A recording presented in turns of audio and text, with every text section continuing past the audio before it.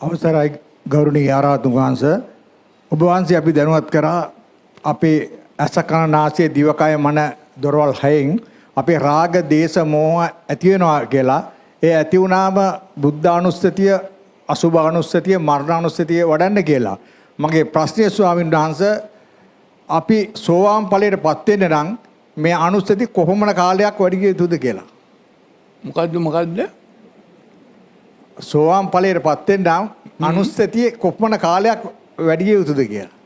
සමහර විටක දවස් දෙකකුත් ඇති.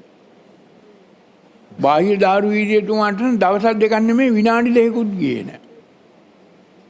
එක අයට පුබ්බේතගත පුඤ්ඤතා ශක්තිය නිසා පෙරත් ඔබ බුදුවරුන්ගෙන් බණ අහලා තියෙනවා.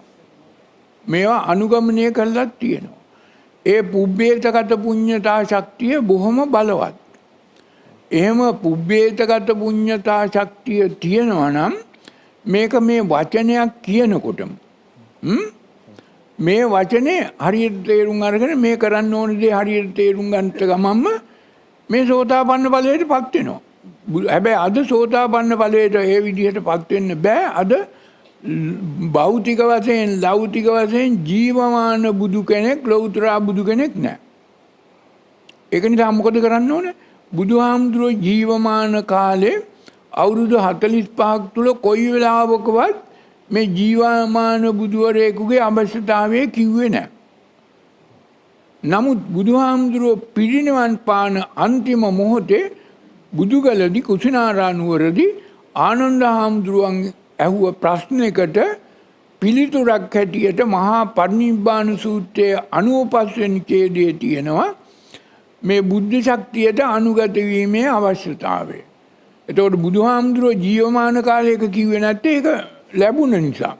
බුදුහාමුදුරුවෝ ජීවමාන ඉන්නවා නම් මේ පටිරූප දේශය තුළ මේ මධ්‍ය මණ්ඩලය තුළ ඕන කෙනෙකුට බුද්ධ ශක්තියට අනුගත වෙන්න පුළුවන්.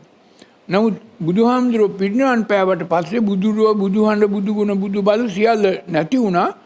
ඒ නිසා බුදුහාමුදුරන්ගේ නාම කායයට මනෝමය කාය කේන්ද්‍රගත වෙලා තියෙනවා කිව්වා. 4 තැනකට චත්තාරිමානි කියන එක රේඛාවක තියෙන 4 තැනක් අන්නේ තැනට ගිහිල්ලා සද්දස්ස කුල පුත්තස්ස කියන පුද්ගලයන්ට පුළුවන් දසනියානං සංවේජ නියානං තත්වයටපත් වෙන්න.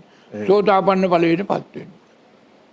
ඔබ වහන්සේ දීර්ඝායුෂ අධිෂ්ඨානය කරනවා.